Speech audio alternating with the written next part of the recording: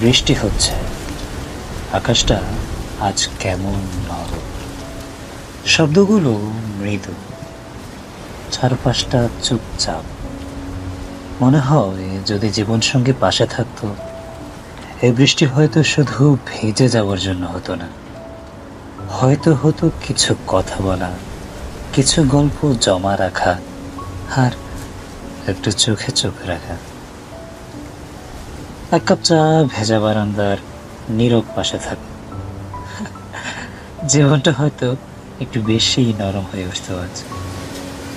সবই আছে, বৃষ্টি, সময়, এমনকি সেই শান্ত মুহূর্ত।